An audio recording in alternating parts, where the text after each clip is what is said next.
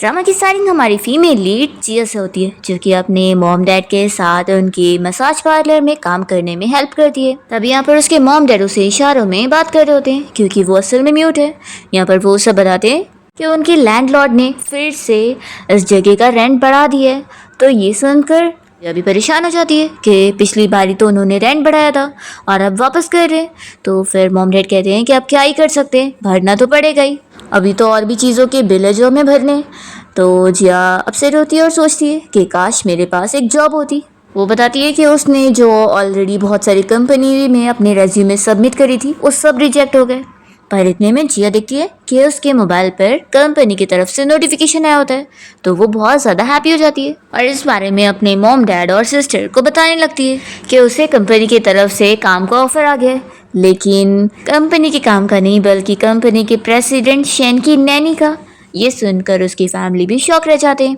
यहाँ पर उसकी सिस्टर बताने लगती है कि वो जो मिस्टर शेन है वो अपनी कंपनी का सीईओ था, लेकिन अभी 1 महीने पहले ही उसका कार एक्सीडेंट हो गया, जिसके बाद उसके दोनों पैर ही डिसेबल हो गए और फिर उसका ख्याल रखने के लिए इतनी सारी नैनीज को हायर किया गया, पर सभी बहुत ही डर के वहाँ से फायर हो चुकी है। तो ये लोग यहाँ पर नैनी के बारे में इमेजिनेशन भी करने लग जाते हैं कि वो कैसे डर के घर से गई होगी। मॉम डैड तो डर के मारे कहने लगते हैं कि तुम्हें बिल्कुल भी उस नैनी की जॉब करने की ज़रूरत नहीं है। माना कि अभी हमें पैसों की ज़रूरत है, लेकिन हम तुम्हें वहाँ पर नहीं भेजेंगे, वो कितनी डरावनी जगह होगी। जिया की कजिन सिस्टर उसे कहने लगती है कि तुम्हारे मॉम डैड बिल्कुल सही कह रहे हैं, और वैसे भी तुम्हारा जो एक्स बॉयफ्रेंड है वो जिंग कंपनी में तो काम करता है ना, तो सोचो अगर तुम उसी कंपनी के सीईओ की नैनी की जॉब करोगी तो उसे तो बड़ी खुशी मिल जाएगी और वो तुम्हारी बेइज्जती करने आ जाएगा।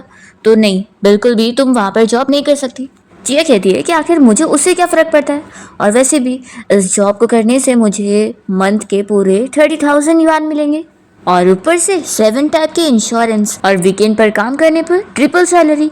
तो सोचिए कितना अच्छा ऑफर है, हमारे स्टोर का सारा कर्जा पूरा हो जाएगा। आखिर एक डिसेबल सीईओ का ख्याल ही तो रखता है ना, ये तो मेरे लिए बाएं हाथ का खेल है। फिर जिया यहाँ शेन के घर पे पहुंच जाती है। मेड उसे अंदर तक लेकर आती है और कहती है कि मिस्टर शेन आपको नीचे मिल जाएंगे, और वो डर के मारे यहाँ से भाग लेती है।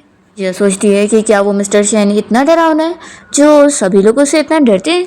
जैसे ही वो नीचे आती है सीढ़ियों से तो देखती है कि शेन यहाँ पर एक लड़की को गला दबाकर उसे दूर कर देता है।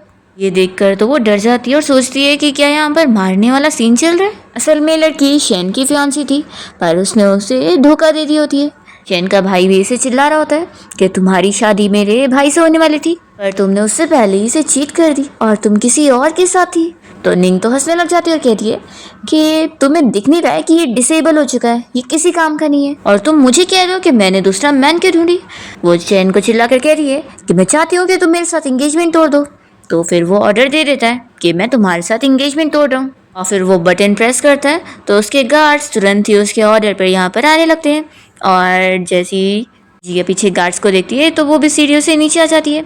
यहाँ पर शेन ऑर्डर देता है कि इस लड़की को यहाँ से बाहर फेंक कर आओ। तो वो लोग उसे उठा के लेके जाते हैं और फिर जिया चुपके से यहाँ से जाने वाली होती है, पर तभी उसकी आवाज़ से शेन गुस्से में पूछता है कि यहाँ पर कौन है। तो फिर वो उसे हाई कर देती है और बताती है कि वो असल में उसकी नई नैनी है जो आज आई है। कहता है कि अच्छा नई नैनी, तुम्हें पता है तुमसे पहले अब तक जो भी सारी नैनी आ चुकी है ना वो सभी यहाँ से डर के भाग चुकी है, तो अब तुम्हारी बारी होगी। जिया तो सुन के डरी जा रही होती है। तभी शेन का भाई हान उसे कहता है कि भाई से डराओ मत। वो तुरंत ही जिया को आकर बताता है कि असल में मैंने तुम्हें जॉब का ऑफर दिया था। तो जिया सोचती है कि अच्छा तो ये प्रेसिडेंट है। फिर वो तो खुश हो जाती है। हान उससे पूछता है कि तुम ये बताओ कि तुमने नैनी की पोजीशन के लिए अप्लाई करी थी तो तुम्हें क्या क्या काम आता है। वो बताती है कि मुझे कुकिंग क्लीनिंग सब आता है और साथ ही में मैं मसाज करना भी जानती हूँ। असल में मेरी फैमिली का एक मसाज पार्लर है। तो इस सुनते के साथ ही हान बहुत ही खुशी होता है और कहता है कि फिर तो कितनी अच्छी बात है, मेरे भाई को वैसे भी लेग मसाज देने की ज़रूरत है। फिर वो उसे हैंडशेक के लिए हाथ आगे बढ़ाता है और कहता है कि अब से तुम मेरे भाई का ख्याल रखोगी। तो जिया को अब कंफर्म हो जाता है कि प्रेसिडेंट शेन तो वो है, ये नहीं। जिया मन में सोचती है कि वैसे भी मुझे अपने फैमिली का सारा कर्जा भरना है, तो इतना तो मैं सही सकती हूँ। फिर वो जॉब ऑफर एक्सेप्ट कर लेती है। तभी शेन कहता है कि देख लेना 3 दिन के अंदर मैं तुम्हें यहाँ से निकलवा दूंगा। फिर इसके बाद जिया को मेड यहाँ पर उसका रूम दिखा देती है। तो जिया जैसी इतना बड़ा सा रूम देखती है तो वो शॉक हो जाती है कि मुझे रहने के लिए इतना अच्छा इतना बड़ा रूम दिया जा रहा है, ऊपर से यहाँ पे बेड भी है। वो तो ये सब देखती है बहुत ज्यादा खुश हो जाती है। तभी मेड उसे बताने लगती है, तुम्हारा काम बहुत ही सिंपल है, असल में तुम्हें रोज मिस्टर शेन के तीनों टाइम के खाने का इंतजाम करना होगा और बस उसके ऑर्डर पर हर वक्त अवेलेबल रहना होगा। ये कहती है कि जब ये काम इतना सिंपल है तो सारी नैनी क्विट करके क्यों जा रही है। तो फिर मेड उसे इस बारे में बताती है कि क्योंकि मिस्टर शेन बहुत ज़्यादा डरावने हैं, तो अब तुम अपना ख्याल रखना। और ये मेड भी अपना लगेज लेकर यहाँ से भाग जाती है। फिर इतने में हान यहाँ पर आया होता है और वो जिया से कहता है कि चलो हम लोग एक दूसरे को वीचैट पर ऐड कर लेते हैं ताकि फिर काम के बारे में मैं तुमसे बात कर सकूं। तो जिया तुरंत ही उसे अपना वीचैट दे रही होती है और तभी वो देखती है कि वो उसे नंबर 88 के नाम से सेव कर रहा है। तो वो कहती है कि क्या मेरे से पहले पूरे 87 नैनीज को मिस्टर शेन भगा चुके हैं। तो हान कहता है कि मेरे भाई के पैर के मसाज का टाइम हो गया है, तो जाओ तुम अपना काम कर लो। फिर जिया डरते हुए जा रही होती है और सोचती है कि आखिर मैं उससे डर क्यों रही हूँ, वैसे भी वो तो डिसेबल है तो मेरा क्या ही कर पाएगा। फिर जिया शेन को ढूंढने के लिए अंदर जाती है और उसे आवाज़ देती है और देखती है कि वो तो यहाँ पर है ही नहीं। तो वो शॉक हो जाती है। तभी उसे फिर सामने सीसीटीवी कैमरा नजर आता है और वो समझ जाती है कि अच्छा। हम देखते हैं कि शेन अपने सीक्रेट रूम में बैठकर जिया को यहाँ पर देख रहा होता है, पर तभी अचानक से वो सोचने लगता है कि ये गायब कहाँ हो गई। फिर वो उसे ढूंढने के लिए बाहर जाता है और इतने में जिया उसका टी शर्ट पकड़ के उसे रोक लेती है। तो वो तो शौक रह जाता है कि वो तो फंसी गया। जिया से कहती है कि मैं तभी छोड़ूंगी जब आप मसाज के लिए मानोगे। तो फिर वो चिल्लाता है कि छोड़ो मुझे। जिया कहती है कि ठीक है, लेकिन अब गुस्सा होना बंद करो। शेन अपने व्हील चेयर को घुमाने की कोशिश करता है पर वो वर्क ही नहीं करता। तो जिया उसे बताती है कि मैंने बैटरी पहले ही ले चुकी हूँ, तो इसलिए अगर आप मसाज के लिए नहीं मानोगे तो फिर मैं ये बैटरी दूंगी भी नहीं। तो फिर शेन को गुस्से में मानना ही पड़ता है। उसके बाद जिया उसके पैर का मसाज करने लग जाती है और उसकी पैर के निशान देख कर कहने लगती है कि उसे बिल्कुल भी दर्द नहीं हो रहा है, नहीं तो उसकी जितनी ज़्यादा चोट है ना उस हिसाब से तो उसे बहुत ज़्यादा दर्द होता। तो शेन उसकी बातें सुनकर शॉक हो जाता है क्योंकि इससे पहले अब तक जो भी नैनी उसका ख्याल रखने आई हुई थी वो तो उसकी चोट देखकर ही भाग जाया करती थी और डर जाती थी, और जिया तो यहाँ पर उसकी पेन की भी केयर कर रही है और बिल्कुल भी डर भी नहीं रही। शेन कहने लगता है कि कुछ पेन होते ही इनविजिबल है। तो वो कहती है कि मैं जानती हूँ, वैसे ही जैसे कि आज अगर मुझे अपना ये मसाज करने का काम करने को नहीं मिलता तो फिर मुझे कितना ज़्यादा गिल्ट होता और पेन भी होता। शेन पूछता है कि यानी तुम अपना टास्क कंप्लीट कर रही हो। जिया कहती है कि हाँ, इसलिए तो मैं हैप्पी हो चुकी हूँ। तो शेन बस शॉक होकर उसे देख रहा होता है और सोचता है कि इसे मुझसे बिल्कुल भी डर नहीं लग रहा, क्या ये सब एक्टिंग कर रही है। हम देखते हैं कि शेन का भाई हान अपना ऑफिस में बैठकर इन दोनों को ही देख रहा होता है और वो सोचता है कि ये लड़की तो सच में भाई की कितनी केयर कर रही है, फिर तो कितनी अच्छी बात है। वो तो यहाँ पर ऑफिस में काम करके बहुत ज़्यादा परेशान होता है और सोच रहा होता है कि बस भाई जल्दी से ठीक हो जाए और वापस से अपना ऑफिस संभालने के लिए आ जाए। मुझे तो ये सारी फाइल्स देखकर रोज़ ही चक्कर आते हैं और ऊपर से शेयर होल्डर्स के साथ मीटिंग भी मुझे अकेले हैंडल करनी पड़ रही है, मुझे तो कुछ समझ ही नहीं आ रहा है। असिस्टेंट कहता है कि लेकिन मिस्टर शेन के तो पैर डिसेबल हो चुके हैं तो शेयर होल्डर्स इतनी आसानी से उन्हें कंपनी में आने नहीं देंगे। हान कहता है कि मैंने सोच लिया, वो जो लड़की है जिया, मैं उसे एक्स्ट्रा बोनस का ऑफर दूंगा ताकि वो मेरे भाई का पैर रिकवर होने में हेल्प करे, क्या पता फिर मेरा भाई सच में जल्दी से ठीक हो जाए। फिर जिया की जैसी मॉर्निंग में नींद खुलती है तो उसे मैसेज आया होता है। वो देखती है कि उसे हान की तरफ से मैसेज आया है कि अगर वो शेन को ब्रेकफास्ट करवा देगी और उसका मूड हैप्पी कर देगी तो फिर तो वो इस काम पे उसे बोनस देगा पूरे 10,000 युआन। ये देखते के साथ ही वो तो बहुत ज़्यादा खुश हो जाती है कि ये 10,000 तो मेरे पेरेंट्स की पूरी मंथली इनकम है। वैसे तो ये बॉस बहुत ज़्यादा स्पॉइल है और इसे हैंडल करना मुश्किल है, लेकिन इतने सारे पैसे मिल रहे हैं तो अब ये मेरे लिए आसान हो चुका है। फिर वो तो बहुत ही खुश होकर जल्दी से कुकिंग करने जाती है कि उसे अब ये बोनस जो लेना है। तभी यहाँ शेन के घर पे उसके डैड आए होते हैं और वो कहने लगते हैं कि आखिर ये नैनी कहाँ से आई हुई है जो कुकिंग के लिए इतना खुश हो रही है।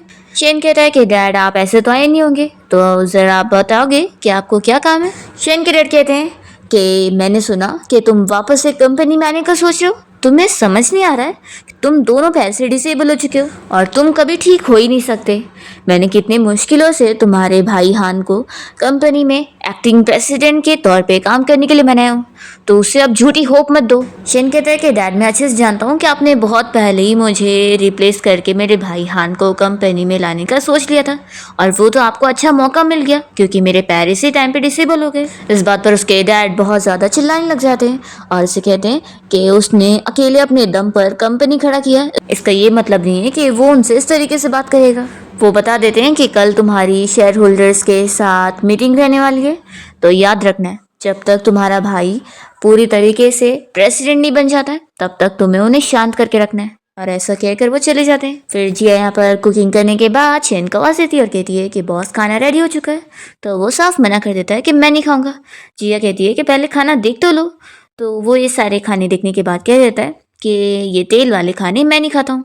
तो फिर वो उसे लालच दिला रही होती है कि देखो ये कितना ज़्यादा टेस्टी है, क्या इसे कोई नहीं खाने वाला।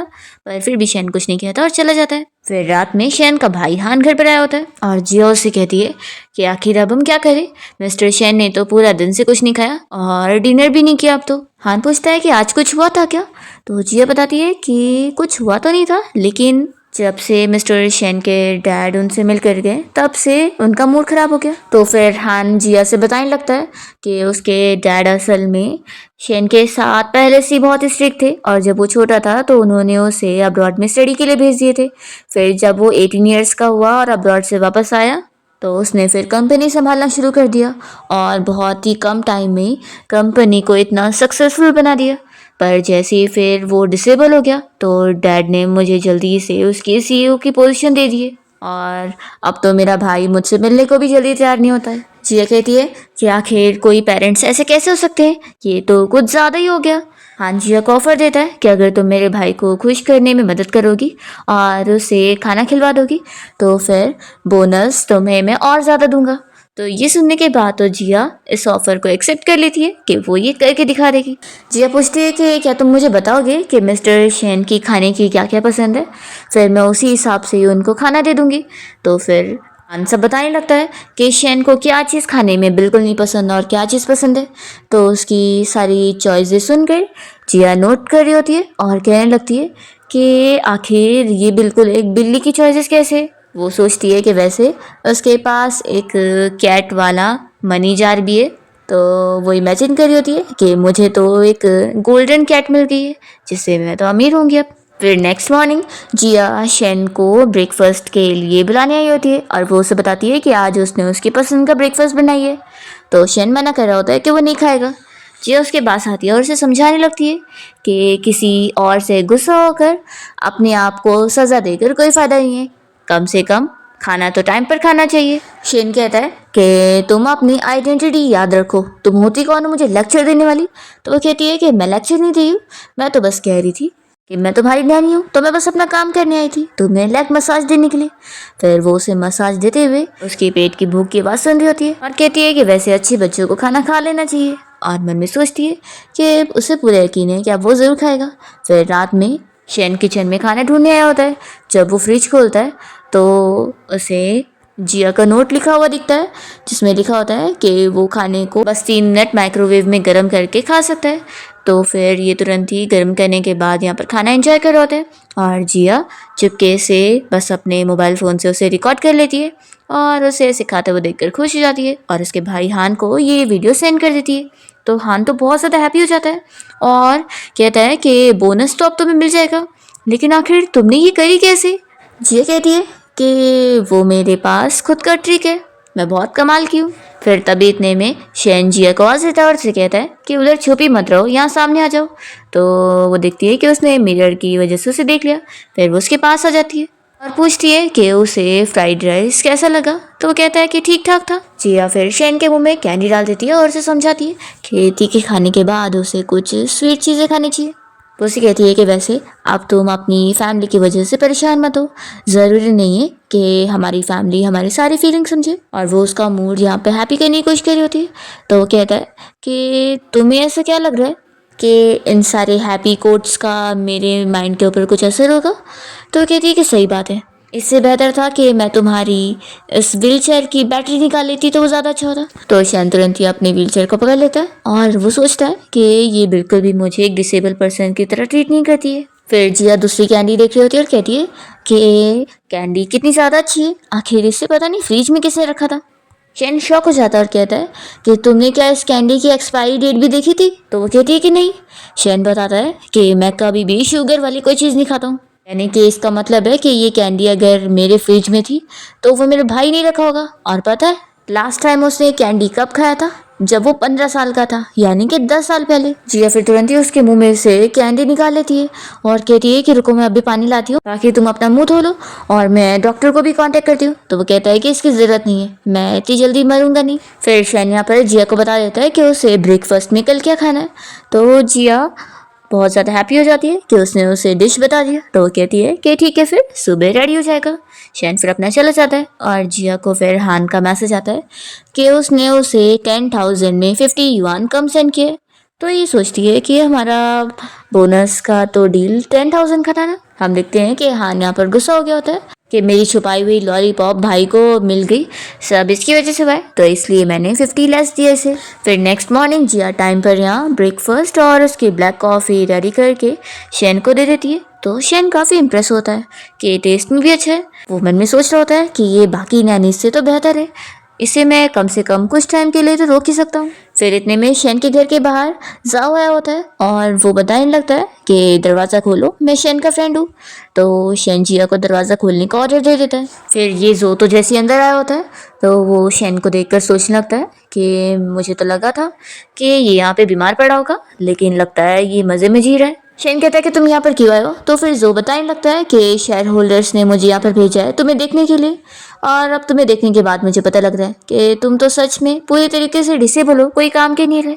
तो जिया चिल्लाती है कि तुम तो बॉस के फ्रेंड हो ना, तो आखिर उनसे किस तरीके से बात कर रहे हो? वो कहता है कि मैंने गलत क्या बोला? तो शेन के पास आता है और उसे कहता है कि मैंने सुना कि तुम्हारी फियांसी निंग ने तुम्हें छोड़कर चली गई है और वो किसी और बंदे के साथ थी।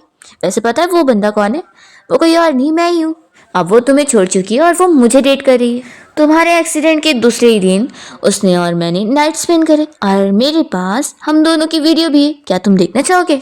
शैन गुस्सा हो जाता है और वो खाने की चीज फेंक कर उससे चिल्लाता है कि निकलो यहाँ से, मुझे तुम्हारा मुंह नहीं दिखना। तब ये जल्दी से वीडियो कॉल चालू करके सारे शेयर होल्डर्स को दिखाने लगता है कि देख लो ये शैन कितना पागल हो चुका है, ये कंपनी संभालने लायक है बिल्कुल नहीं है।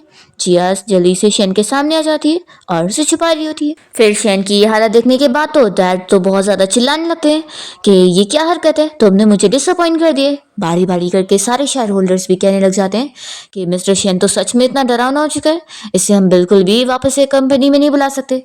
तभी यहाँ मीटिंग से हान जल्दी से जिया को मैसेज करता है और उसे कहता है कि तुरंत ही उस जो को मेरे भाई से दूर करो और उसे घर से बाहर निकाल दो। जो तो अभी भी शैन का मजाक उड़ाया जा रहा होता है और कहता है कि मुझे तो नहीं लगता कि तुम कभी ठीक हो पाओगे, तुम हमेशा व्हील चेयर पर रहने वाले हो।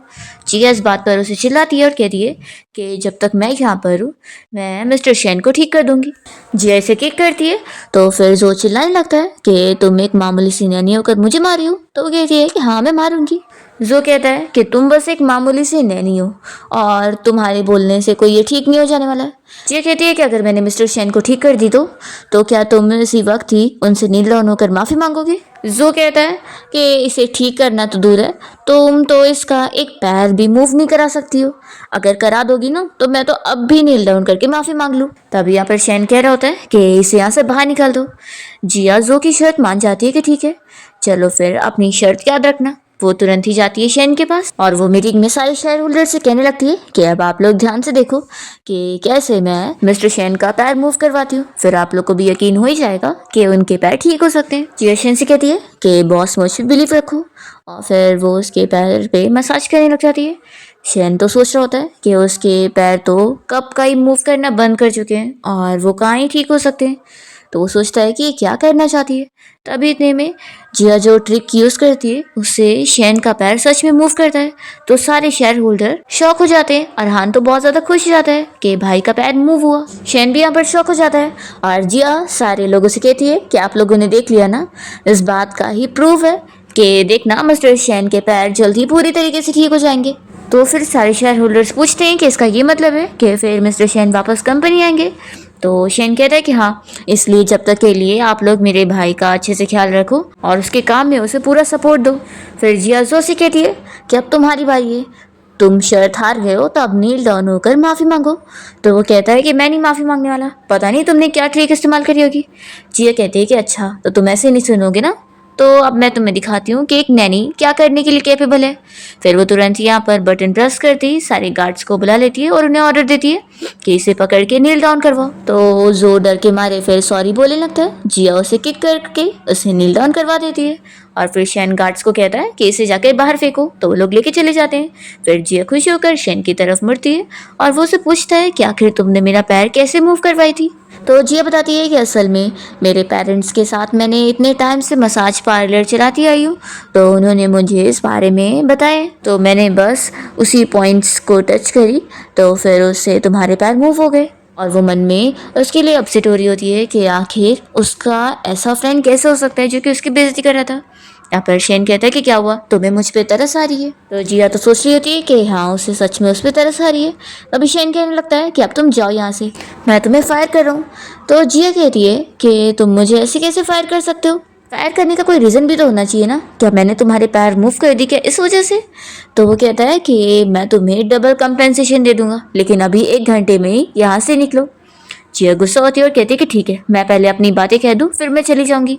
जिया यहाँ पर अपनी सारी बातें उसे सुना देती है कि उसने तो यहाँ पर अच्छे से अपना काम करी थी और वो जो यहाँ पर आया था उसे परेशान करने के लिए, तो उसने बस उसकी हेल्प की उसका गुस्सा निकालने में, तो बस इस वजह से वो उसे फायर कर रहा है। वो कहती है कि ठीक है, मैंने तो अपने पूरी रिस्पॉन्सिबिलिटी निभाई थी, पर तुम कोई बिना रीज़न के मुझे यहाँ से फायर कर रहे हो। वो फिर चली जाती है और फिर जिया अपना लगेज लेकर यहाँ से फिर चली जाती है। फिर पूरा दिन शैन अकेले ऐसे ही घर पे पड़ा रहता है। जब हान घर पे आता है तो वो पूछता है कि भाई आखिर वो नैनी कहाँ पर है। तो शैन बताता है कि मैंने उसे निकाल दिया। हान कहता है कि भाई आप चाहते क्या हो, पता है वो 88 नैनी आई हुई थी और अब तो हाउस कीपिंग कंपनी ने भी मुझे ऑलरेडी ब्लॉक कर चुके हैं, तो आपके लिए मैं जिया जैसी इतनी अच्छी नैनी कहाँ से ढूंढ के ला पाऊंगा। तभी शैन का जो डॉक्टर फ्रेंड उसका चेकअप करने आया होता है, वो चेकअप करके शॉक होता है और कहता है कि तुम्हारे पैर में तो थोड़ी सी इम्प्रूवमेंट आई है, जिसका मतलब है कि तुम अब जल्दी रिकवर कर पाओगे। वो पूछने लगता है कि आखिर क्या तुम कोई नई चीज़ कर रहे हो, ऐसे कैसे तुम ठीक होने लगे। तो फिर हान बताता है कि मैंने भाई के लिए एक नई नैनी हायर किया था जो कि उन्हें लेग मसाज भी कर दी थी। तो फिर डॉक्टर कहता है कि फिर मैं समझ गया, उसकी वजह से तुम्हारे भाई का पैर ठीक हो पाया, अगर ऐसे ही चलेगा तो फिर एक दिन वो पूरी तरीके से ठीक हो जाएगा। हान कहता है कि लेकिन भाई ने तो ऑलरेडी उस लड़की को फायर भी कर चुके हैं। तो डॉक्टर कहता है कि फिर तो क्या ही कर सकते हैं। तभी यहाँ पर शैन जिया को याद करने लगता है और फिर वो अपने भाई के इंसिस्ट करने पर मान जाता है कि ठीक है, उसे वापस बुला लेते हैं। दूसरी ओर हम देखते हैं कि जिया वापस से अपने घर पहुंच चुकी होती है और अपने पेरेंट्स के साथ होती है। तो वो लोग तो खुश होते हैं कि अच्छा हुआ तुम वापस आ गई, तुम्हें वापस वहाँ पर जाने की ज़रूरत नहीं है। तभी यहाँ पर जिया का एक्स बॉयफ्रेंड आया होता है और वो उसकी मजाक उड़ाने लगता है और कहता है कि तुम तो नैनी की जॉब करने गई थी ना, तो वापस क्यों आ गई, लगता है तुम्हें फायर कर दिया गया। जिया कहती है कि आखिर तुम्हें कैसे पता कि मैं नैनी की जॉब करने गई थी। वो कहता है कि ये पता लगाना कैसी मुश्किल होगा, आखिर तुम्हारी फैमिली एक मसाज पार्लर शॉप चलाते हैं, तो तुम नैनी बनने के अलावा क्या ही जॉब कर पाओगी। और वो मन में सोचता है कि वो तो जिन कंपनी में काम करता है, तो इसी बात का फ़ायदा उठाते हुए उसने जिया को नैनी की पोजीशन के लिए ट्रांसफ़र कर दिया था और इसे तो पता भी नहीं है। जिया की कज़िन कहने लगती है कि जब से तुमने इस यू को डंप कर दियो, देखो तब से अटेंशन पाने के लिए फिर से तुमसे मिलने आ गए।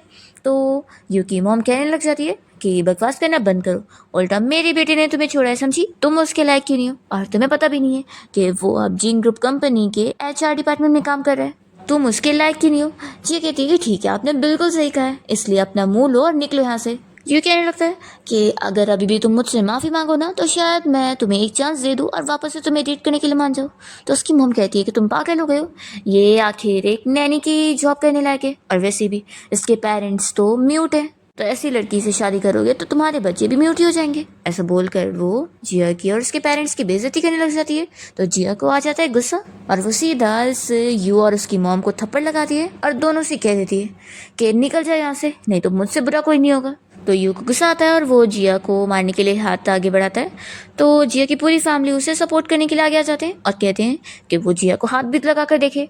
तो फिर ये कहता है कि वैसे भी अब तुम कोई लायक की नहीं बची हो, तुम्हें तो फायर भी कर दिया गया है और देख लेना वापस से तुम्हें किसी भी कंपनी में जॉब नहीं मिलेगा, क्योंकि तुमने मिस्टर शैन से जब पंगा ले ली होंगी। तो अब तुम बस जिंदगी भर अपनी मॉम डैड के साथ ऐसी फालतू सी शॉप को चलाती रहो। हम देखते हैं कि शैन बाहर सब कुछ सुन रहा होता है और वो आवाज़ देकर कहता है कि किसने कहा कि जिया को कोई भी हायर नहीं करना चाहता। तो यू और उसकी मॉम शैन को देखकर जल्दी से बाहर आते हैं और यू से अच्छे से बात कर रहा होता है, पर यहाँ पर तुरंत ही हान ऑर्डर देता है और इसे कंपनी से फायर करवा के इन दोनों को यहाँ से निकलवा भी देता है। फिर कजिन जल्दी से इशारों में यहाँ पर जिया के मॉम डैड को बता देती है कि ये बंदा असल में जिया का बॉस है। तो जिया के मॉम डैड तो यहाँ पर गुस्से में शैन को बातें सुना रहे होते हैं और उसे इशारों में कह रहे होते हैं कि वो यहाँ पर आया भी कैसे, वो लोग उसे छोड़ेंगे नहीं। तो शैन कहता है कि तुम्हारे पेरेंट्स क्या बोल रहे हैं। तो जिया जल्दी से उसके पास जाती है और उसे झूठ कहती है कि कुछ नहीं, उल्टा उल्टा तुम लोगों को वेलकम कर रहे थे। हान कहता है कि मुझे तो लगा कि तुम्हारे पेरेंट्स कह रहे थे कि वो हमें जॉब कर देंगे। जिया कहती है कैसे कैसे हो सकता है। वो शैन से पूछती है कि वैसे तुम लोग यहाँ पर आए क्यों। तो शैन कहता है कि असल में मेरे भाई को तुमसे कुछ कहना था। तो हान बताने लगता है कि असल में मेरे भाई को अब रिग्रेट हो गया है, उसने अपनी गलती मान ली है कि वही कुछ ज़्यादा ही गुस्सा कर रहा था और ज़्यादा सेंसिटिव था। तो तुम्हारे जाने के बाद उन्हें अपनी गलती का एहसास हुआ, इसलिए हम तुम्हें वापस से जॉब के लिए बुलाना चाहते हैं और इस बार हमने कॉन्ट्रैक्ट को वापस से रिन्यू भी करवा दिए। तो देख लो तुम्हें ये ऑफ़र पसंद आएगा। और वो जिया को कॉन्ट्रैक्ट देता है पढ़ने के लिए। जिया फिर देखती है कि इस बार उसने उसकी सैलरी डायरेक्ट 1 लाख कर दी है। तो वो तो शॉक रह जाती है और जिया के मॉम डैड और कजिन मिलकर यहाँ पर इन लोगों को मना कर देते हैं कि जिया बिल्कुल भी वापस से उनके पास काम करने नहीं आने वाली है। जिया कुछ कह नहीं रही होती है तो शैन को लगता है कि वो भी यही चाहती है। तो वो कहता है कि ठीक है मैं तुम्हें फोर्स नहीं करूँगा और वो सभी के साथ जाने लगता है। जिया जब तक इस कॉन्ट्रैक्ट को पढ़ने के बाद उसे रोकने वाली होती है तब तक वो लोग जा चुके होते हैं। जिया के मॉम डैड और कजिन कहते हैं कि अच्छा हुआ ना वो लोग चले गए, तुम्हें क्या हो गया। तो जिया बताती है कि उन लोगों की तरफ से उसे पूरे 1 लाख हर महीने का ऑफर है और इतना अच्छा ऑफर वो नहीं ठुकरा सकती है, इससे तो वो लोग कितने ज़्यादा रिच हो जाएंगे। यहाँ पर उसके पेरेंट्स भी मान जाते हैं और जिया कहती है कि कोई बात नहीं, अब मैं 2 दिन बाद जब काम करने पहुँचूंगी तो फिर मिस्टर शैन को सरप्राइज दूंगी। दूसरी तरफ शैन फिर अपने भाई हान के साथ घर पहुंच जाता है और हान कहता है कि भाई आप फिक्र मत करो, मैं आपके लिए न्यू नैनी ढूंढ दूंगा। शैन मना करता है कि नहीं अब इसकी ज़रूरत नहीं है। तो फिर हान अपना काम से चला जाता है और फिर शैन अकेला पड़ जाता है और वो जिया को याद करने लगता है। इसी तरीके से 2 दिन बीत जाते हैं और वो अपसेट होकर सोच रहा होता है कि अब तो वो थोड़ी ना आने वाली है। वो सोच रहा होता है कि पहले उसकी फियांसी उसे चीट करके चली गई, उसके बाद उसके मॉम डैड भी उससे कोई प्यार नहीं करते और अब तो जिया जो कि उसकी केयर कर रही थी वो भी वापस नहीं आने वाली। पर तभी इतने में जिया पहुंच जाती है और उसे गुड मॉर्निंग विश करती है। तो वो उसे देखते के साथ ही खुश हो जाता है और कहता है कि तुम वापस आ गई। जिया कहती है कि मैंने इस बारे में मिस्टर हान को बता दी थी, तो उन्होंने क्या आपको कल मैसेज करके नहीं बताया। तभी इतने में शैन को हान का मैसेज आया होता है कि भाई मैं बताना भूल गया था कि आज जिया वापस से काम करने आ जाएगी, उसने मुझे कल ही बताई थी। शैन फिर अपने पसंद का ब्रेकफास्ट यहाँ पर जिया को बता देता है और वो तुरंत ही फिर खुशी खुशी कुकिंग करने चली जाती है और शैन बहुत ज़्यादा खुश होता है और अपने आप को पिंच करके सोचता है कि यानी ये सच में सपना नहीं है। और फिर जिया तुरंत ही कुकिंग करके यहाँ पर शैन को उसका ब्रेकफास्ट ला के सर्व कर देती है। फिर शैन जब यहाँ ब्रेकफास्ट खा ही रहा होता है तभी जिया उसे देखकर कहने लगती है कि मिस्टर शैन आपने शेव कर लिया। तो वो हाँ कहता है। जिया कहती है कि सच में आप सच में बहुत ज़्यादा हैंडसम लग रहे हैं। तो शैन अपना शौक हो जाता है। जिया कहती है कि वैसे आपके बस बाल काटना बचे तो क्यों ना मैं आपके बाल काटने में हेल्प कर दूँ। वो कहता है कि तुम्हें बाल काटना भी आता है। जिया बताती है कि ये तो कुछ भी नहीं है, मैंने अब तक बहुत सारे कैट और डॉग्स का बाल कट कर चुकी हूँ। तो वो कहता है कि क्या तुम मुझे कैट डॉग समझ रही हो। जिया कहती है कि फिक्र मत करो, मुझे बाल काटना अच्छे से आता है, जैसे मैंने उनका कट करी आपका भी कट ही कर लूँगी। वो लोग भी तो आखिर जिंदा चीज़ ही थे ना। और फिर जिया जब यहाँ शैन का बाल कट करी होती है तो वो अभी भी डाउट कर रहा होता है कि तुम सच में कट कर लोगी ना। तभी जिया गलती से उसका बाल पीछे से गलत तरीके से कट कर देती है तो डर जाती है।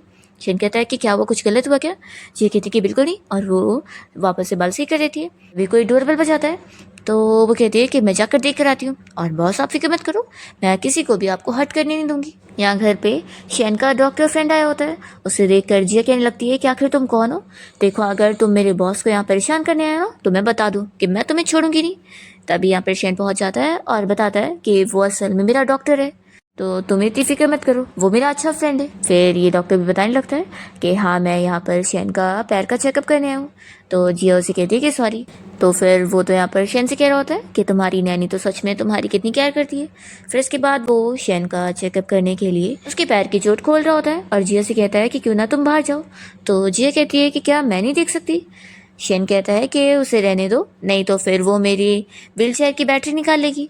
फिर ये डॉक्टर बताता है कि जैसा मैंने लास्ट टाइम तुमसे कहा था कि तुम्हारे पैर की कंडीशन सच में अच्छी हो गई है, तो ऐसी धीरे धीरे चलता रहा तो तुम्हारे पैर रिकवर हो जाएंगे। जिया सुनते के साथ ही खुश होती है और कहती है कि इसका मतलब है कि मिस्टर शेन फिर से खड़े हो पाएंगे। वो कहती है कि फिर तो कितनी ज़्यादा अच्छी बात है। शेन जिया को ही देख रहा होता है और सोचता है कि मेरे पैर ठीक होने से इसे कितनी खुशी मिल रही है, मैंने तो एक्सपेक्ट भी नहीं किया था। जिया तो मन में ये सोच रही होती है कि जब मिस्टर शेन को खाना खिलाकर मुझे इतना सारा बोनस में पैसा मिल रहा है, तो अगर मेरी वजह से इनका ये पैर ठीक हो गया तो फिर मुझे कितने सारे पैसे मिलेंगे, मैं तो इमेजिन भी नहीं कर सकती। शेन यहाँ पर अपनी डॉक्टर फ्रेंड को बताता है कि असल में मैंने पता लगाया कि 3 महीने पहले जो मेरा कार एक्सीडेंट हुआ था ना, वो इंटेंशनल हुआ था, तो इसलिए अब मेरा पैर ठीक हो रहा है, इस बारे में बाहर किसी को भी पता नहीं लगना चाहिए। तो जिया कहती है कि बॉस बिल्कुल भी फिक्र मत करो, मैं इस बात को सीक्रेट रखने वाली हूँ और किसी को भी बताऊंगी नहीं। डॉक्टर बताता है कि असल में शेन को तुम अगर रोज़ अच्छे मूड में रखोगी ना तो उसकी रिकवरी में और हेल्प मिलेगी। तो जिया फिर इस बारे में सोच रही होती है। फिर नेक्स्ट डे वो उसे अपने साथ बाहर वॉकिंग पे लेकर जाती है। तभी यहाँ पर जो और निंग इन दोनों को देख लेते हैं और निंग यहाँ पर कहने लगती है कि ये शेन आज बाहर कैसे निकला हुआ है, क्या ये ठीक हो रहा है। तो जो कहता है कि मुझे तो नहीं लगता, वैसे तो लास्ट टाइम इस लड़की की वजह से मेरा सारा प्लान ख़राब हो गया था और बोर्ड मीटिंग के टाइम पर वो हीरो बन गया था, लेकिन नहीं, अब मुझे प्रूफ करके दिखाना होगा कि ये कभी ठीक हो ही नहीं सकता है। शेनजिया से पूछता है कि तुम यहाँ मुझे ग्राउंड में क्यों लेकर आई हो, तो कहती है कि मैं आज तुम्हें बाहर वॉक पर लेकर आई ताकि तुम्हारा मूड अच्छा हो जाए। और जिया तो मन में उसे कैट की तरह ट्रीट कर रही होती है। तभी इतने में जो बच्चे लोग यहाँ पर सॉसर खेल रहे होते हैं उन लोग का बॉल आ जाता है। तो जिया बॉल उठाकर कहती है कि बॉस चलो हम लोग भी साथ मिलकर सॉसर खेलते हैं। शेन कहता है कि तुम मेरी हालत देख रही हो, तुम्हें लगता है मैं खेल पाऊंगा। तो जिया तो उसे यहाँ पर गोलकीपर बनाने का काम दे देती है और कहती है कि अब आप वहीं पर रहो और जब बॉल कहीं वहाँ चला जाया करेगा तो हमें वापस दे दिया करना। वैसे भी आपकी व्हीलचेयर तो मूव करती है, तो ये काम तो कर ही लोगे ना, मुझे आप पर यकीन है। शेन चिल्लाने लगता है कि तुम मुझे यहाँ ऑर्डर दे रही हो। तो जिया अपने कान बंद करके भाग जाती है और बच्चे लोग के साथ खेलने लगती है। तो फिर शेन उसे देखकर खुश हो रहा होता है और तभी जिया यहाँ पर बॉल से खेलते हुए उसे किक करके शेन को कैच करने के लिए बोल देती है और शेन टाइम पर कैच कर लेता है। तो वो खुश होकर उसे कहती है कि देखा तुम कितने ज़्यादा ऑसम हो।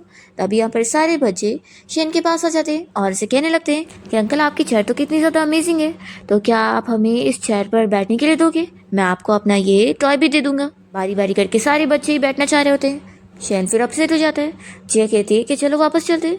तो कहता है कि तुम बोल रही थी ना कि तुम्हें बाहर वॉक करना है, तो फिर वो कहती है कि मैं तुम्हें बाहर खुश करने के लिए लेकर आई थी, लेकिन तुम तो ना खुश हो चुके हो, तो फिर बाहर आके भी क्या ही फ़ायदा है। तो शेन सोचने लगता है कि उसे मेरी खुश होने की इतनी बड़ी है। फिर वो उसे बताने लगता है कि वो बस थोड़े टाइम के लिए अपसेट हुआ था और ज़्यादा नहीं। जिया समझाती है कि तुम्हें अगर कोई भी चीज़ अनहैप्पी करिए ना तो उसे ज़ोर से कहकर निकाल दो, उसे मन में मत रखो। जिया की बातों से शेन का मूड थोड़ा ठीक हो जाता है कि आज तक कोई उसकी केयर तो करता ही नहीं था और वो पहली है। फिर यहाँ पर जिया सारे बच्चों को चॉकलेट्स दे रही होती है, तो वो लोग को तो चॉकलेट नहीं बल्कि अभी भी शेन की व्हीलचेयर की पड़ी होती है। तो शेन मान जाता है और उन सभी को थोड़ा थोड़ा अपने ऊपर बैठा लेता है और जिया फिर इन लोग की फ़ोटो क्लिक कर रही होती है। इतने में यहाँ पर जो और निंग पहुँच जाते हैं। जो कहने लगता है कि तुम क्या ठीक हो गए हो जो यहाँ बाहर आकर घूम रहे हो और बच्चे लोग के साथ खेल रहे हो। तो निंग कहती है कि वैसे भी अब वो यूजलेस बन चुका है ना, तो बच्चों के साथ खेलने के अलावा वो क्या ही कर सकता है। सारे बच्चे फिर अपना खेलने चले जाते हैं और जिया इन लोगों से पूछती है कि तुम लोग यहाँ पर क्यों आए हो। तो निंग बताती है कि मेरी और जो की एंगेजमेंट होने जा रही है और क्योंकि शेन जो का अच्छा फ्रेंड है तो हम यहाँ पर उसे इनवाइट करने आए थे। तो जिया कहती है कि सच में तुम दोनों के दोनों बिल्कुल सेम हो और बहुत ज़्यादा शेमलेस भी। तो निंग चिल्लाती है कि तुम एक नैनी होकर हमारे बारे में ऐसे कैसे बोल सकती हो। तो जो कहता है कि जाने दो, इस नैनी से बातें करके क्या ही मतलब है तो ये एक लो क्लास लड़की ना। शेन यहाँ पर ऐसे चिल्लाता है कि उसे लो क्लास मत बोलना, वो मेरी सबसे इम्पोर्टेंट पर्सन है। तो जो कहने लगता है कि तुम्हें ऐसा बोलते हुए शर्म भी नहीं आ रही, लोग सुन लिए ना कि तुम अपनी नैनी के बारे में इतने ज़्यादा प्रोटेक्टिव हो रहे हो तो वो तुम पर हंसेंगे। ओ हाँ, आखिर नैनी के सहारे तो तुम घूम फिर पा रहे हो। जिया शेन के पास आती है और कहती है कि तुम इसे इग्नोर करो, हम लोग यहाँ से चलते हैं। तभी जो सोचता है कि मैं इसके पैर ठीक होने दे ही नहीं सकता हूँ। वो बॉल को किक करके शेन की व्हीलचेयर को ढकेल देता है जिसकी वजह से शेन नीचे गिर जाता है। तो जो को खुशी मिलती है कि अच्छा हुआ इसके पैर ठीक हुए ही नहीं है। वो उसका मजाक उड़ाने लग जाता है कि तुम तो बड़ा ठीक होने का नाटक कर रहे थे ना, तो अब क्या हो गया। निंग कहती है कि आखिर जिंग कंपनी के CEO जो कि यहाँ पर ठीक से उठ भी नहीं पा रहा है और ज़मीन में क्रॉल कर रहा है। मुझे तो देख कर ही हंसी आ रही है। ये मोमेंट तो बिल्कुल पिक्चर लेने वाला है। वो उसका वीडियो बनाने लग जाती है। जियाशेन को उठाने के बाद सीधा निंग के पास आती है और उसका फ़ोन ले लेती है और कह देती है कि दोबारा मेरे बॉस की पिक लेने की सोचना भी मत, नहीं तो फिर मैं सिर्फ पुश ही नहीं करूँगी बल्कि इससे भी ज़्यादा बुरा हाल कर दूँगी। और वो तुरंत ही उसके फ़ोन से फ़ोटो डिलीट कर देती है। तो जो कहता है कि फ़ोटो तुमने डिलीट कर दी तो क्या हो गया, आखिर तुम ये बात तो नहीं छुटला सकती ना कि ये डिसेबल है और ये ठीक ही नहीं हो सकता, ऐसे बोलकर वो और हंस रहा होता है। तो जिया उसे पैर पे ऐसे किक करती है कि वो उठ ही नहीं पाता।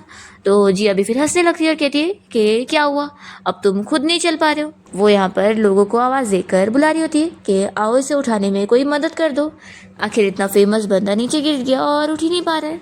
निंग चिल्लाती है कि तुमने एक तो जो को मारी हो, तो रुको मैं अभी पुलिस को कॉल करती हूँ, तुम बचो कि नहीं। जिया कहती है कि हाँ हाँ करो, वैसे भी तुम लोगों ने पहले बुली किया है तो पुलिस भी तुम दोनों को पहले देखेंगी। तो फिर ये दोनों डर जाते हैं और जो तो शेन से कहने लगता है कि तुम्हारी नैनी कितनी ज़्यादा एरोगेंट है। शेन कहता है कि मैंने उसे स्पॉइल किया हूँ, वो जो चाहे वो कर सकती है। और फिर जिया और शेन दोनों अपने यहाँ से चले जाते हैं और यहाँ जो को परेशान करने के लिए उसके पास एक डॉग आ जाता है। दूसरी तरफ जिया शेन को समझा रही होती है कि उसे उन दोनों की बात पर बिल्कुल भी ध्यान नहीं देना चाहिए क्योंकि उसके पैर एक दिन ज़रूर ठीक हो जाएंगे। वो यहाँ पर उसकी तारीफें कर रही होती है कि उसे तो खुश होना चाहिए कि वो आखिर इतना ज़्यादा हैंडसम जो है। शेन तो खुश हो रहा होता है और सोचता है कि यानी मेरी इमेज उसकी नज़रों में इतनी ज़्यादा अच्छी है। जिया तो ये सोच रही होती है कि आखिर वो इतने सारे पैसे जो उसे देता है तो इसलिए तो वो सबसे बेस्ट बॉस है। जिया कहती है कि वैसे आज उन दोनों स्कमबैग्स को मारने में मुझे तो बहुत ज़्यादा मज़ा आई है। जिया कहती है कि इसी बात पे पार्टी करना तो बनता है, तो क्यों ना मैं आपको खाने की ट्रीट दूँ। शेन कहता है कि तुम मुझे डिनर की ट्रीट दे रही हो। जिया मन में सोच रही होती है कि आखिर उसे इतनी अच्छी खासी सैलरी तो मिल रही है तो एक डिनर की ट्रीट तो बनती ही है, इतना तो वो अफोर्ड कर ही लेगी।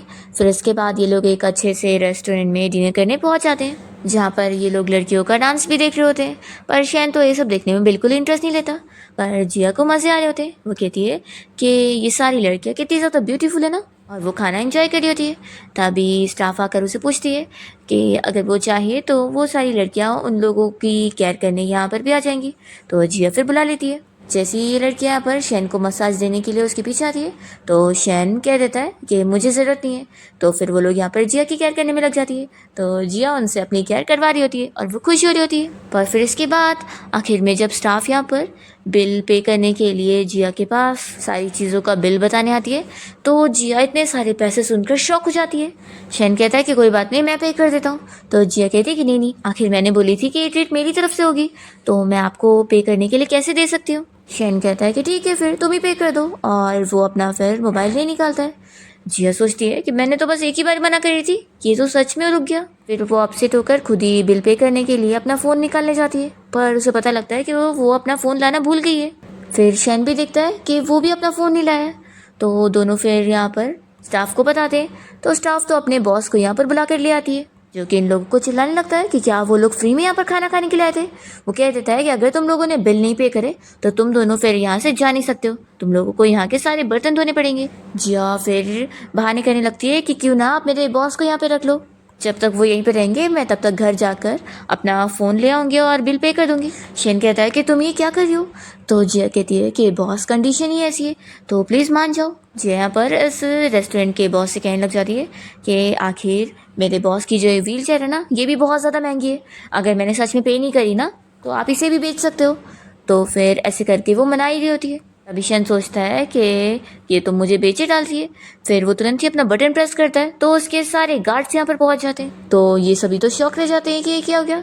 शैन अपने गार्ड से कहता है कि उन लोगों को उसे कोई प्रोटेक्ट करने का काम नहीं करना है, बल्कि बहुत ही छोटा सा काम करना है, बिल पे करने का। शैन जी ऐसे कहता है कि तुम्हें ये रेस्टोरेंट पसंद आया ना। फिर वो रेस्टोरेंट के बॉस से बात कर लेता है कि क्या आप ये मुझे बेचना चाहोगे, मैं अच्छे प्राइस में खरीद लूँगा। तो फिर वो बॉस तो तुरंत ही बेचने को तैयार हो जाता है और शैन ये रेस्टोरेंट जिया के लिए खरीद देता है और कहता है कि अब तुम जितना चाहे इधर से खा सकती हो। तो फिर वो मज़े में खाने एंजॉय करती है। फिर जब दोनों वॉक करके यहाँ से जा रहे होते हैं तो जिया सॉरी कहने लगती है कि आज उसकी वजह से इतनी बड़ी मिसअंडरस्टैंडिंग क्रिएट हो गई थी और वो भी एम्बेरस्ड हो गया था। जिया पूछती है कि वैसे तुमने वो रेस्टोरेंट क्यों खरीदा, तुम्हें वहाँ की ब्यूटीफुल लड़कियाँ पसंद आई। तो वो कहता है कि वो ब्यूटीफुल लड़कियाँ तो तुम्हें पसंद आई थी ना। जिया पूछती है कि वैसे ये बताओ आज तुमने हैप्पी फील किया कि नहीं।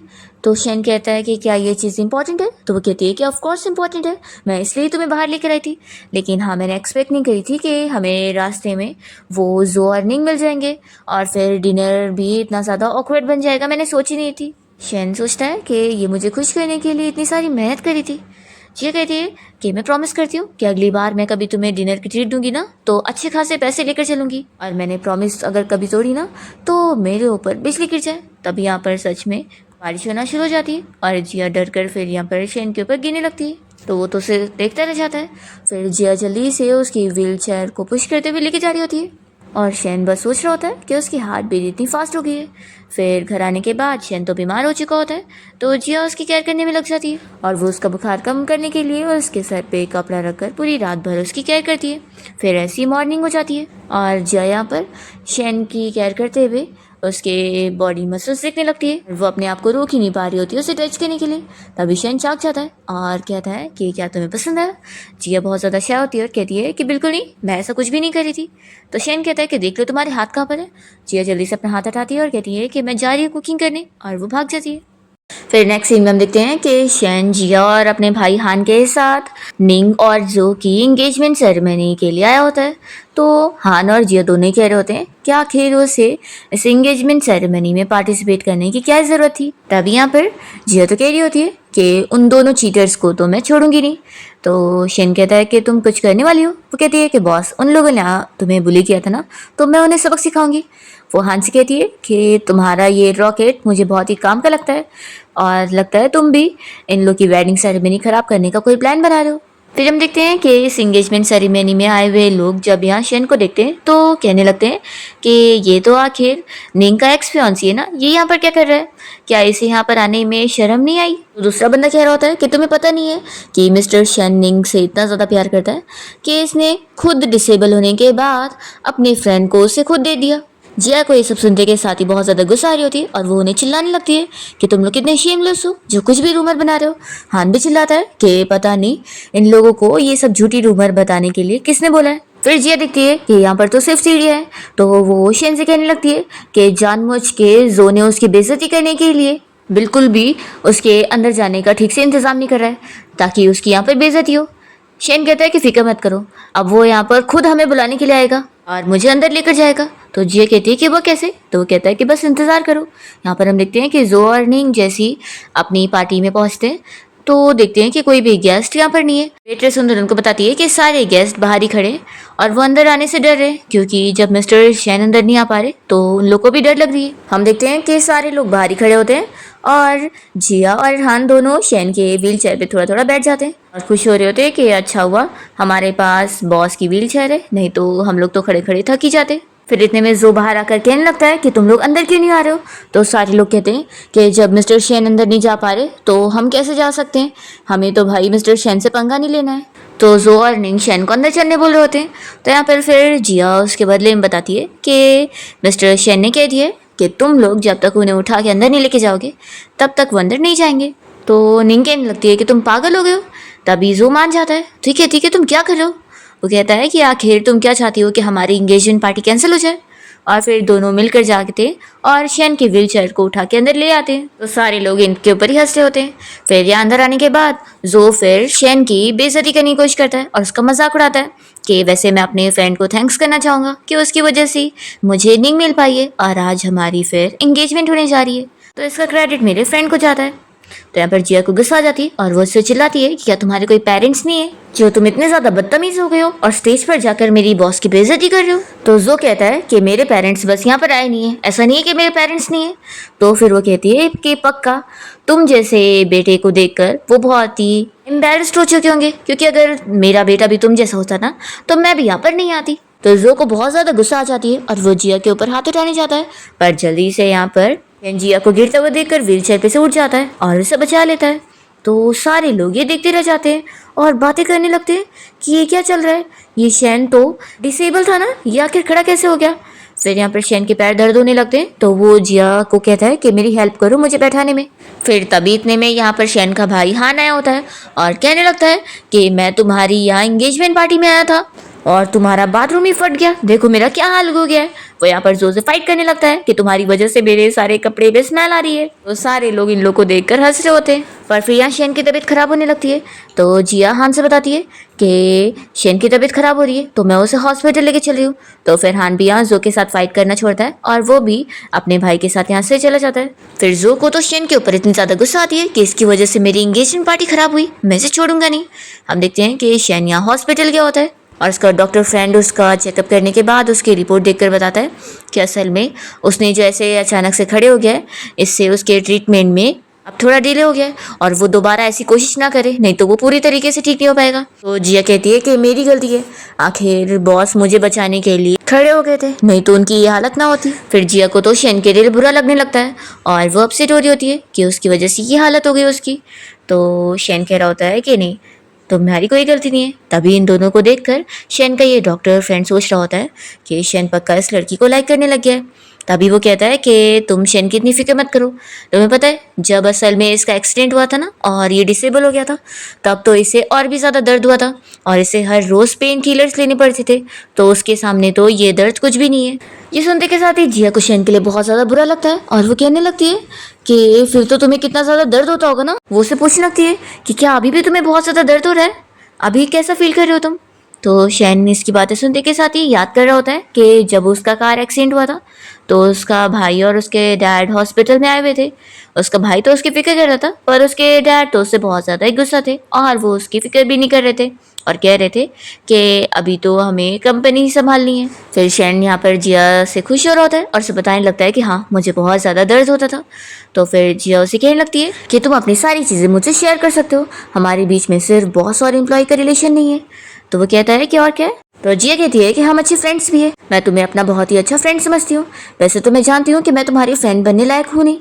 तो शेन कहता है कि तुम ऐसा कैसे बोल सकती हो, और वो मन में सोचता है कि मैं आखिर क्या ही सोच रहा था, ये बस मुझे फ्रेंड समझती है। फिर जिया सोच लगती है कि आखिर क्या हुआ है, ये अपसेट क्यों हो गया, लगता है जो अर्निंग की वजह से ही ये परेशान हो चुका है। उन लोगों ने अपनी फ्रेंडशिप जो इसके साथ खराब कर ली इस वजह से। जेशन से कह देती है कि तुम्हें कभी भी कुछ चाहिए रहेगा ना तो मुझे बताना, मैं तुम्हारे लिए हर वक्त अवेलेबल रहूंगी और हाँ मैं एक्स्ट्रा फीस भी नहीं चार्ज करूंगी और हाँ तुम बिल्कुल भी फिक्र मत करो, मैं तुम्हारे लिए कोई भी इम्प्रॉपर थॉट्स भी नहीं रखूंगी। मैं कभी भी अपने फ्रेंड्स को डेट नहीं करती हूँ, जैसे कि लवर्स का ब्रेकअप हो जाता है, शादियों का डिवोर्स हो जाता है, लेकिन फ्रेंडशिप कभी नहीं टूटती है। शैन फिर भी कुछ नहीं कह रहा होता है तो जिया सोचती है कि वो अभी भी अपसेट है। फिर इतने में जो की आवाज़ आती है कि वो यहाँ पर शैन को आवाज़ दे रहा है। तो जिया शैन से कहती है कि बॉस तुम फिक्र मत करो, मैं जाती हूँ उसे हैंडल करने के लिए, आखिर अब मैं तुम्हारी फ्रेंड हूँ तो अब सब मुझ पे छोड़ दो। वो यहाँ पर अपने आंखों में नकली आंसू डाल देती है और तुरंत ही रोने धोने का नाटक करते हुए बाहर निकलती है और इसे देखकर शैन और उसका डॉक्टर फ्रेंड तो शौक हो रहे होते हैं कि क्या कर रही है। जिया बाहर आने के बाद जो और पुलिस ऑफिसर के सामने रोने धोने का नाटक स्टार्ट कर देती है। जो पुलिस को लेकर आया होता है शेन से मिलाने के लिए कि शेन ने उसकी एंगेजमेंट पार्टी खराब कर दिया। तो जिया यहाँ पर रोने धोने का नाटक करते हुए पुलिस ऑफिसर को बताती है कि ये सब झूठ कह रहा है, उल्टा इसकी वजह से शेन इतना ज़्यादा बीमार हो गया कि अब तो वो होश में भी नहीं आ रहा है। और वो इतना रोने धोने का नाटक करती है कि पुलिस ऑफिसर उसकी बात पे बिलीव कर लेते हैं और जो को ही चिल्लाते हैं। जो कहता है कि तुम झूठ मत बोलो और शेन को बाहर निकालो। तो ये कहती है कि जब वो कोमा में है तो बाहर कैसे आएगा। ऑफिसर मान जाते हैं और जो को चिल्लाते हैं और उसे यहाँ से लेकर चले जाते हैं। तो जिया तो खुश हो जाती है और फिर शेन का डॉक्टर फ्रेंड उसके सामने जिया की तारीफ करता है कि तुम्हारी ये नैनी तो बड़ी कमाल की है, ये तुम्हें कितना ज़्यादा प्रोटेक्ट करती है। तो जिया कहती है कि ये सब तो बनता ही है ना, आखिर मेरे बॉस मुझे इतनी ज़्यादा सैलरी जो दे दें तो मेरी रिस्पॉन्सिबिलिटी बनती है ना कि मैं अपनी नैनी वाली जॉब की जिम्मेदारी पूरी अच्छे से निभाऊं। तभी इतने में यहाँ पर शेन के डैड उससे मिलने आए होते हैं और कहने लगते हैं कि मैंने तो सुना था कि तुम तो कोमा में हो, लेकिन तुम तो मुझे ठीक ठाक नजर आ रहे हो। शेन कहता है कि क्या हुआ, आपको अब बुरा लग रहा है कि मैं कोमा में नहीं हूँ बल्कि ठीक ठाक हूँ। तो फिर उसके डैड चिल्लाते हैं कि तुम मुझसे किस तरीके से बात कर रहे हो, आखिर मैं तुम्हारा सका डैड हूँ। और वैसे तुमने जो की एंगेजमेंट पार्टी खराब कर दी उसकी वजह से पता है हमारी और जो की फैमिली की जो बिजनेस डील थी वो सब खराब हो गई है, तुमने सब बर्बाद कर दिया, तुम्हारी वजह से मेरी कितनी बेइज्जती हो गई। तो शेन कहता है कि सच में आपको मेरी तो कोई नहीं पड़ी है कि जो ने कैसे मुझे धोखा दिया और आपको बस अपनी बेइज्जती की पड़ी है। जिया को बहुत ज़्यादा बुरा लगता है कि शेन के डैड को उसकी थोड़ी सी भी नहीं पड़ी है और वो उसे कैसी कैसी बातें कह रहे हैं। फिर यहाँ पर शेन के डैड उसे कंटिन्यूसली चिल्ला रहे होते हैं कि वो एक डिसेबल है और किसी काम का नहीं है, तो उसे अपनी लिमिट याद रखनी चाहिए। जिया फिर गुस्से में चिल्लाने लगती है, पर मुंह से नहीं बल्कि म्यूट बनकर इशारों में ही। तो फिर डैड कहते हैं कि आखिर ये लड़की कौन है। तो डॉक्टर बताता है कि ये शेन की नैनी है। तो फिर डैड कहते हैं कि नैनी है तो ये ऐसे फिंगर पॉइंट करके मुझसे क्यों बात कर रही है। जिया और सामने आती है और वो शेन के डैड को म्यूट बन के इशारों में सारी भड़ास निकाल लेती है और उनसे सब इशारों में कहती जाती है कि वो कितने खराब डैड है और कैसी कैसी चीज़ें बोल रहे हैं अपनी बेटी को। यहाँ पे डॉक्टर फ्रेंड बताने लगता है कि असल में शेन को शांति पसंद है ना, इसलिए उसने ऐसी म्यूट वाली नैनी को हायर किया है। तो डैड कहते हैं कि जिस तरीके से ये मुझसे इशारों में बात कर रही है, मुझे तो लग नहीं रहा कि ये मेरे लिए कुछ अच्छा बोल रही होगी। वो कहते हैं कि हट जाओ सामने से, मुझे अपने बेटे से बात करने दो। तो शेन तुरंत ही अपने डैड को कहता है कि आप उसे हाथ मत लगाना। तो उसके डैड कहते हैं कि तुम मुझसे इस तरीके से बोल रहे हो, तुम कितने बेकार बेटे हो। तो शेन कहता है कि मैं आपका बेटा हूँ तो आप मेरे साथ जो चाहे वो कर ले, लेकिन इसके साथ नहीं कर सकते, मैं इसे प्रोटेक्ट करने वाला हूँ। जिया तो इसे सुनकर और भी ज़्यादा खुश हो जाती है और सोचती है कि बॉस इतने अच्छे हैं तो मैं उन्हें और भी हेल्प करने वाली हूँ। डैड चिल्लाते हैं कि तुम इस म्यूट लड़की को कुछ ज़्यादा ही नहीं डिफेंड कर रहे हो। तभी यहाँ पर मॉम आ जाती है और वो शेन के डैड को चिल्लाती है कि तुम शांत हो जाओ। वो यहाँ पर उसके डैड के ऊपर गुस्सा करने लगती है कि तुम आखिर कैसे डैड हो, हमारे बेटे को एक नैनी तक उसको प्रोटेक्ट कर रही है और तुम हो के उसे बातें सुना रहे हो। जिया तो शेन की मॉम से इम्प्रेस हो जाती है और सोचती है कि मॉम इतनी ज़्यादा ब्यूटीफुल है इसलिए तो शेन इतना ज़्यादा हैंडसम है। वो अपनी मॉम पर गया, उसकी मॉम तो बड़ी कूल निकली। फिर यहाँ पर शेन के डैड और मॉम आर्ग्यूमेंट करने लगते हैं। तो जिया सोचती है कि इनका रिश्ता इतना कॉम्प्लिकेटेड क्यों लग रहा है। तभी शेन का डॉक्टर फ्रेंड इसे स्लो से बताने लगता है कि असल में शेन के मॉम डैड की बिजनेस मैरिज हुई थी, इसलिए दोनों के बीच में कोई प्यार तो नहीं है, बस नाम का रिश्ता है।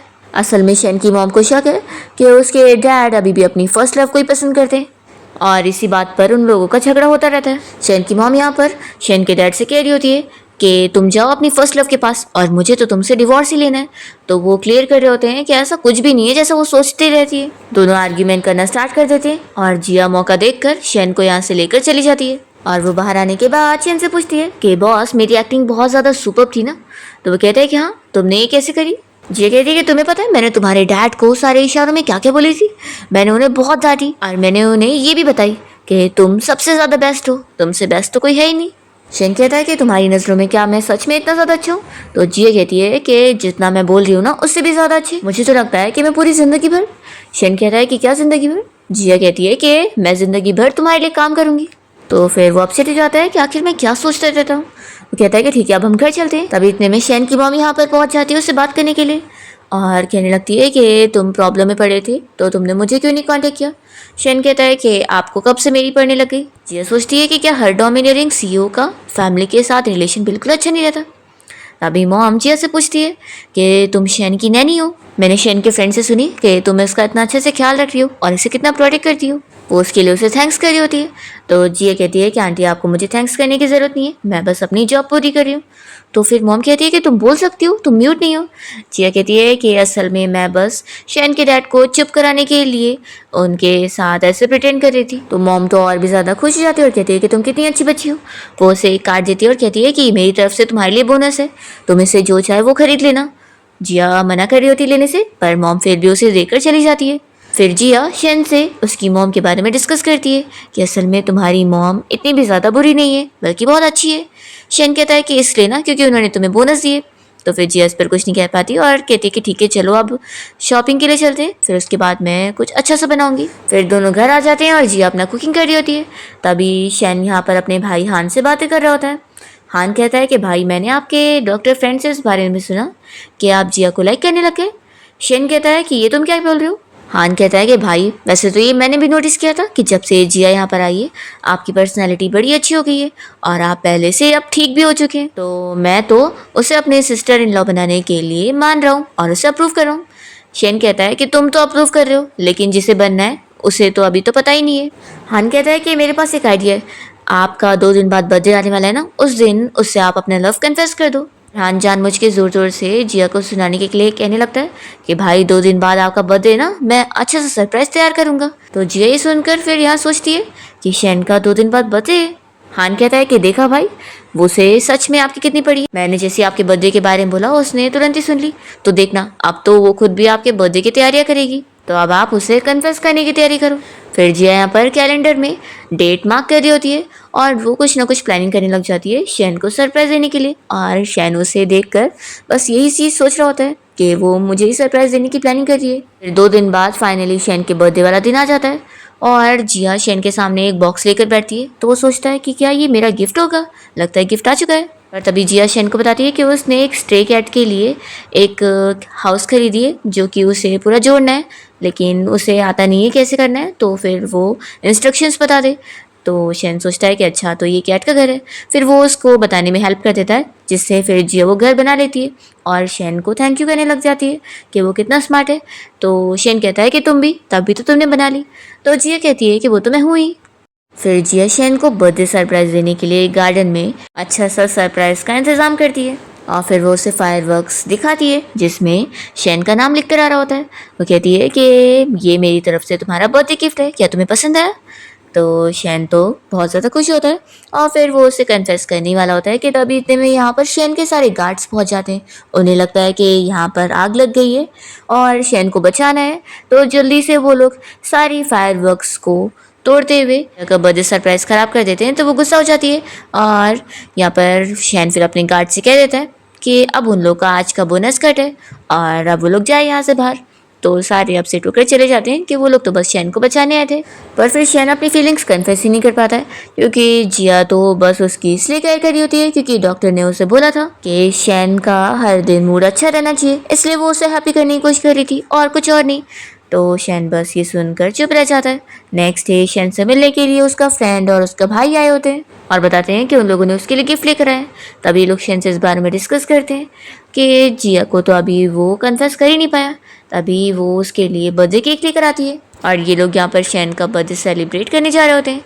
शैन सोचता है कि सच में वो इतनी ज़्यादा बुद्धू है कि उसकी फीलिंग्स जान ही नहीं पा रही है। वो सोचता है कि जाने दो, मुझे सब कुछ धीरे धीरे लेना चाहिए। फिर तभी इतने में यहाँ पर शैन की मॉम भी उसका बर्थडे सेलिब्रेट करने पहुँचती है और वो उसे और हान दोनों को इस बारे में बताती है कि उन्होंने उन लोगों के डैड से डिवोर्स लेने का डिसाइड कर चुकी है। यहाँ पर हान और शैन को इस बात से अच्छा नहीं लग रहा होता है, पर जिया तो शैन की मॉम को फुल सपोर्ट करने लगती है कि आपने ये डिसीजन लिया है तो सोच समझ के लिया होगा और मैं तो आपको फुल सपोर्ट करने वाली हूँ। शैन कहता है कि अगर ऐसी बात है तो अगर तुम्हारा भी हस्बैंड ऐसे टाइप का निकलता है और फिर तुम दूसरा ढूंढती हो तो अगर वो भी ऐसे ही निकल गया तो फिर? जिया कहती है कि पहली बात तो ये कि मैं ऐसे हस्बैंड से शादी करूँगी नहीं। फिर वो तुरंत ही कैंडल्स लगाती है और कहती है कि चलो आप कैंडल्स ब्लो करो और विश मांगो। तो हान तो कहने लग जाता है कि मेरा भाई कभी भी कैंडल ब्लो नहीं करता और विश नहीं मांगता है, तो इस सबका कोई फ़ायदा नहीं है। पर शैन तो यहाँ पर विश मांगने लग जाता है। तो ये देखकर हान शॉक होता है कि भाई तो पलट गया। जिया पूछने लगती है कि तुमने क्या विश मांगा, पर शैन नहीं बताता है। फिर सभी लोग यहाँ पर केक खा रहे होते हैं और जिया शैन की मॉम को भी केक दे देती है। मॉम यहाँ पर शैन से इस बारे में डिस्कस करती है कि वो लड़की तुम्हें पसंद है और मुझे इस बात से बहुत ही खुशी है कि फाइनली तुम्हें कोई मिल गया जिसे तुम पसंद करते हो। शैन कहता है कि मॉम ये इतना ऑब्वियस है, लेकिन जिसे पसंद करता हो उसे तो पता ही नहीं चल रहा। फिर यहाँ पर शैन अपनी मॉम से कह देता है कि वो भी उन्हें फुल सपोर्ट करने वाला है और डिवोर्स के बाद जब वो और जिया एक हो जाएंगे तो फिर वो उनसे मिलने आया करेगा। मॉम तो खुश होती है और फिर वो अपना इन दोनों को छोड़कर चली जाती है। नेक्स्ट मॉर्निंग जब शैन उठता है तो वो शॉक होता है कि उसने जिया के बारे में रोमांटिक सपना देखा। फिर शैन इस बारे में अपने डॉक्टर फ्रेंड से कॉल पे डिस्कस कर रहा होता है। तभी जिया यहाँ पर पहुँच जाती है और कहती है कि तुम क्या कर रहे हो। तो वो कॉल कट करता है। जिया बताती है कि आज असल में उसे छुट्टी चाहिए थी। तो वो रीज़न पूछता है।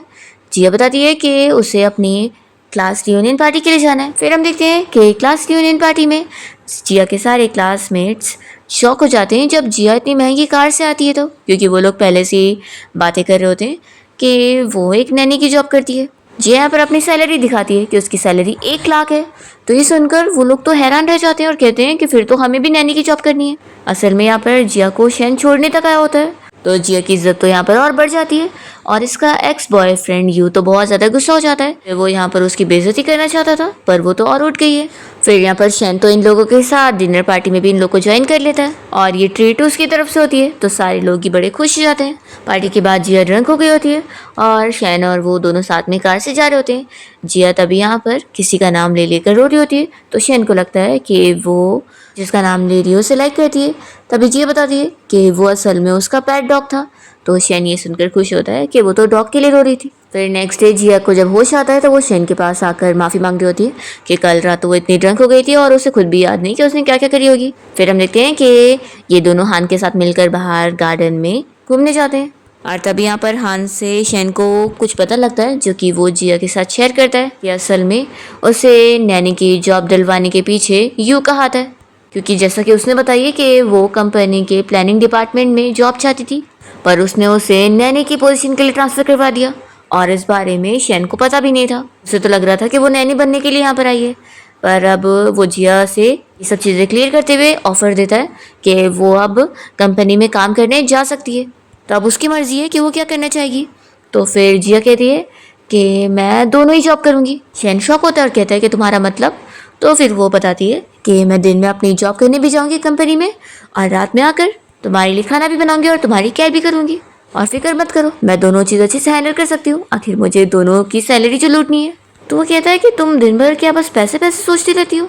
तो जिया कहती है कि ऑफ कोर्स। वो कहती है कि फिक्र मत करो, मैं बिल्कुल भी तुम्हें लेट डाउन नहीं करूंगी और दोनों काम अच्छे से करूंगी। फिर नेक्स्ट डे जिया जब कंपनी में काम करने जाती है तो उससे पता लगता है कि मिंग यहाँ पर उसकी सुपरवाइजर है।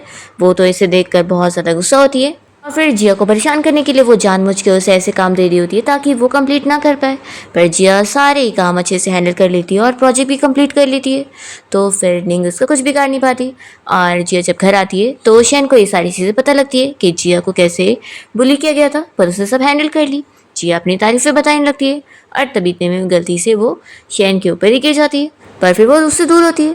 हम देखते हैं कि धीरे धीरे शेन का पैर अब ठीक हो चुका होता है और वो कंपनी में कोई मीटिंग के लिए आया होता है, पर जिया को अभी पता ही नहीं होता कि वो ठीक हो चुका है। तो शेन फिर प्रिटेंड कर रहा होता है। घर आने के बाद जिया और शेन इसी बारे में डिस्कस कर रहे होते हैं और जिया तो कह रही होती है कि मैं तुम्हारा हमेशा ख्याल रखने के लिए तैयार हूँ। तो कहता है कि इसकी कोई ज़रूरत नहीं है।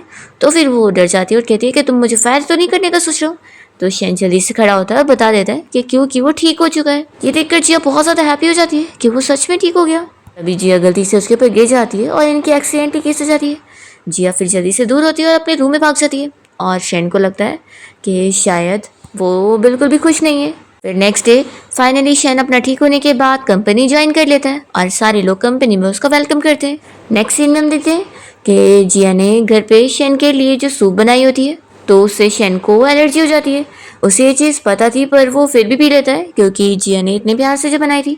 और डॉक्टर फिर यहाँ शेन को चिल्लाता है कि उसने वो सूप क्यों पिया। तो शेन बताता है कि वो भूल गया था कि उसे एलर्जी है। जिया तो यहाँ पर शेन को सॉरी बोलने लगती है कि सब उसकी गलती है। नेक्स्ट सीन में हम देखते हैं कि जिया कंपनी के किसी प्रोजेक्ट के लिए एक क्लाइंट से मिलने गई होती है और ये बंदा यहाँ पर जिया को कह रहा होता है कि अब वो यहाँ से जा ही नहीं पाएगी। पर तभी यहाँ पर शेन भागते हुए आता है जिया को बचाने के लिए और देखता है कि उसने तो ऑलरेडी इस बंदे को मार मार के सबक सिखा चुकी होती है। वो कहता है कि जैसे मुझे पता लगा कि तुम इस क्लाइंट से मिलने आई हो तो फिर मैं वेट नहीं कर पाया और तुम्हें बचाने के लिए आ गया। जिया से कहती है कि मैंने कुछ चीज़ें रियलाइज़ करी हूँ, जैसे कि मैं जब भी सैड होती हूँ तो तुम भी सैड हो जाते हो, मैं हैप्पी होती हूँ तो तुम भी हैप्पी हो जाते हो, और जब भी मैं खतरे में होती तो तुम ही मेरी सबसे ज़्यादा फिक्र करते हो। और ऊपर से मैंने जो एलर्जी वाली डिश बनाई थी तुमने उसे बिना हेसिटेशन के पी लिए। तो इन सारी चीज़ों के बाद मुझे पता लगी है कि तुम मुझे लाइक करते हो, है ना। आखिर ये तुम्हें डायरेक्ट बोल देना चाहिए था ना, वो तो मैं इतनी स्मार्ट हूँ कि मुझे सब समझ आ गया। तो शेन भी फाइनली फिर अपनी फीलिंग्स कन्फेस कर लेता है और दोनों किस करते हैं। तभी यहाँ पर वो गुंडा चिल्लाने लगता है। तो शेन अपने गार्ड से कहता है कि इसे लेकर जाओ, ये हमें डिस्टर्ब कर रहे हैं।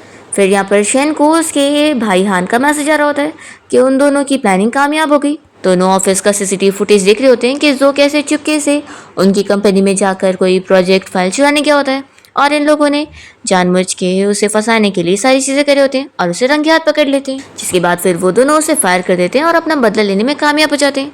हान अब बहुत ज़्यादा हैप्पी होता है कि शेन ने अब कंपनी संभालना शुरू कर दिया है। और फिर फाइनली जिया और शेन अपनी हैप्पी डेटिंग लाइफ बिताए होते हैं और शेन जिया को इस बारे में बताता है कि उसने असल में यही विश मांगा था कि जिया को भी उससे प्यार हो जाए और दोनों ही फिर साथ में यहाँ पर इस घर में हैप्पीली रहे। और इसी के साथ इस ड्रामा की हैप्पी एंडिंग यहाँ पर हो जाती है।